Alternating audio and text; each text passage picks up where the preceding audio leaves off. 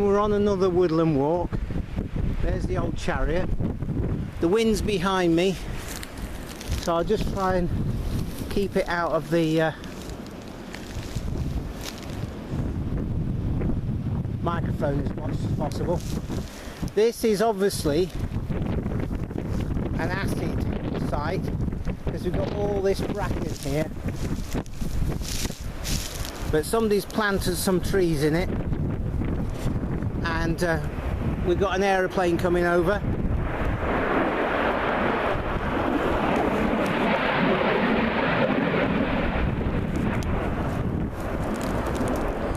But it would be a struggle to establish trees on this site because this bracken will just shade everything out unless you do a huge amount of control on it. But the birch in some places has got through. Hang on a minute. We just moved on, and of course there's a rhododendron there which tells me it's acid. And if we look at the soil, there's a lot of organic matter there. So again, anyway, let's move on.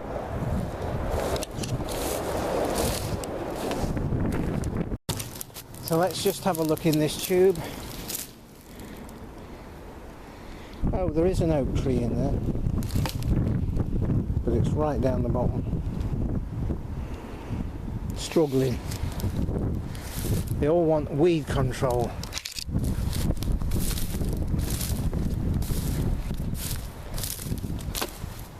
And of course they're tall tubes. And there's another one in there. They're tall tubes because of the deer. And there's one that's just come out the top, but it's been knocked about a bit. And just there,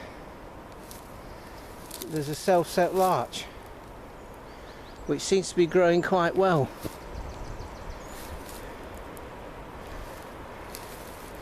And there's an alder right in front of us. Oh no, it's not, it's a birch. Anyway, the wind's getting up again. Let's go somewhere else. So whilst we're here, several times in the past I've mentioned about dead branches. So this is a Douglas. It's a reasonable size, but can you see all these dead branches here? And they're quite structurally sound still, but they will have been there since the tree was just a whip. And so each of those dead branches represents a dead knot in the timber. So as I've said before, the bottom branches want pruning off because they'll stay there. Now let's just see if we can see this one. Yeah, I'm pulling on that and it won't break. So that would stay there for another at least 10-15 years. And of course the tree is growing all the time, and including those dead knots. So when you've got a relatively valuable species like Douglas fir, when it's about 6 inches in diameter, you need to get all those bottom branches pruned off. And not every tree, but trees at about sort of 6 to 8 metre centres, the ones you identify as a final crop. As it is, I suspect there'll be a few Douglas left in here, but there's a mixture of pine and Douglas in here, and a lot of it nowadays will go for chipwood again, for biomass. But there could be 1 or 2 nice Douglas, and we'll go and have a look at some shortly.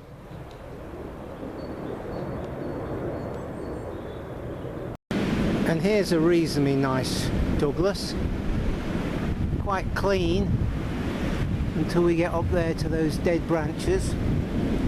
But you know, I was talking about dead branches hanging on. Well,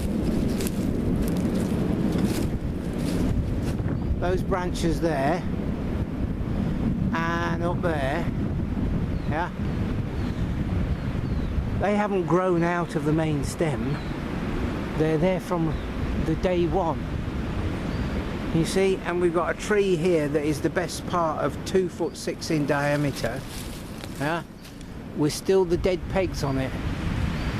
Oh, it's quite nice, but to get nice clear timber, you've got to work at it. So there's one there, there's another one here, again with dead branches sticking out of it, and there's another big one there, that's even bigger, and the crown is a bit sort of battered because it's sticking right out in the weather. But as you can see, dead branches, dead knots. Anyway, enough said about that. It's still quite pleasant in here. We've got these big Douglas, and we've got a few oak that are reasonable with quite big crowns. Yeah, and then this weird little thing here that is shaded out mostly now with those burrs on it.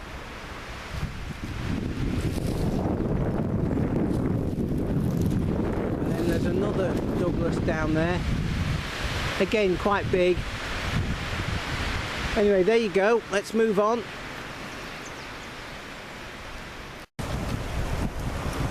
Look at this, whole load of wind blow, and it's through there as well. This is that storm Dennis, no doubt named after a late Prime Minister's husband. Typical capitalist, not giving a damn for the environment, it's only to do with profit. The root of all evil. But look at this lot. Some of these are quite tall, but the wind's got in here and just blown the lot down. Probably the camera doesn't give the whole sense of what's going on here. And some of these trees are 12-inch diameter, but look, the wind's got in there and just gone, right you lot. But again, we're on this what I can only assume to be a sort of acid peaty sand. Yeah, quite a long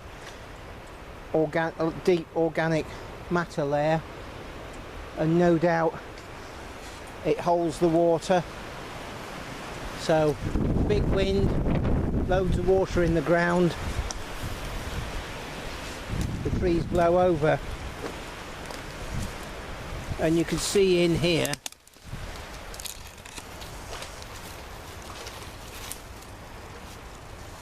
quite sandy. Yeah, and there's no real tap roots, so it's just a root plate. Anyway, another interesting bit, and across there there's something even more interesting, so let's go and have a look. Anyway, we got aeroplanes in the background, but as you can see, there's oak there, and that's quite a nice one, with Douglas and Norway. And just down here, natural regen, that's a grand fir. So let's find our way through this birch. So yeah, it looks like we've got an oak Norway mix at this end, and if we keep going along a bit, we've got a pure oak part.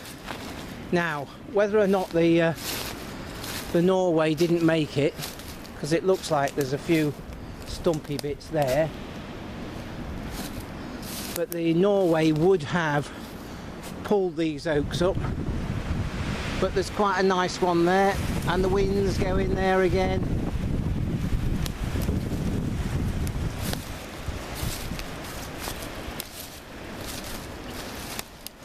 There's the occasional nice one, and there's some pretty scabby ones, and it looks like that's a Douglas there. Could have been naturally regenerated. Let's just have a look through here.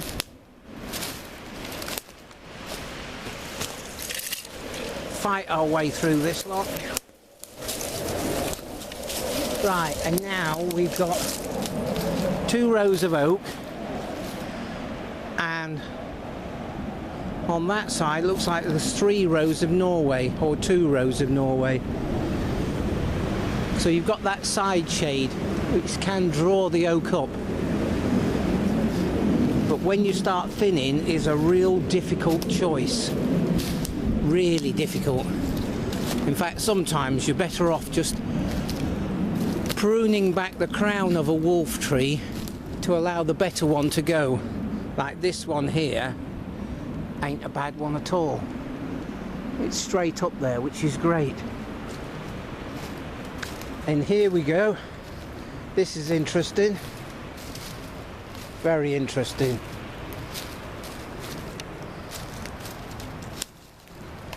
And we've got wood ants. Come on, focus. There we are. They love it. Building their encampments from pine and spruce needles.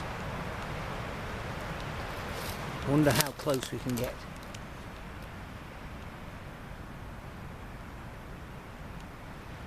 There we go, the beasties. There we go. Nice natural habitat. And focus. There's another one a bit further up. Past that stump. There it is. And I've noticed several in this wood, which is nice to see. Anyway, oak Norway mix. Quite a nice mix. You've got to be on top of the thinning though. Very gentle and a bit of pruning on the oak. I think the Norway is alright at the moment. It's still pulling the oak up. But I'm suspecting within the next 5 or 6 years some of this Norway is going to have to come out, because it's going to start overtopping the oak. Anyway, there you go. Let's go and have a look at something else. Now this is a rare treat, especially this side of the country. That there is nearly, I'd say it's 3'6" in diameter. Yeah, there's a road quite close, which is a bit tedious and boring. But look at this. This is a huge Scots pine. It's a veteran, I would say. See that orange colour? I wonder whether you can see it. Yeah. Beautiful Scots pine, big spready crown, huge main stem. It's absolutely amazing.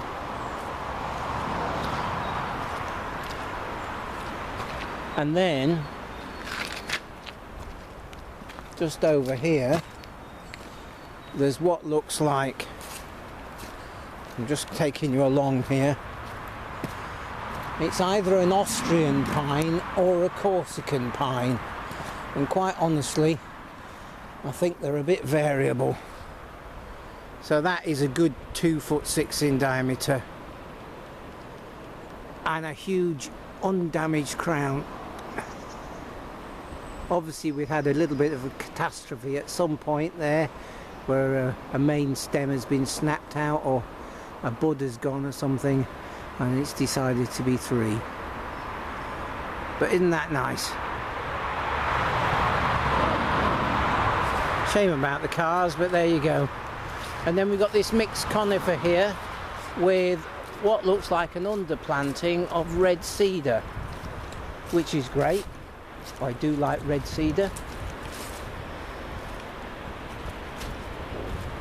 I'll just see if I can perch the camera so I can stand in front of this Scots pine to give you a sense of scale.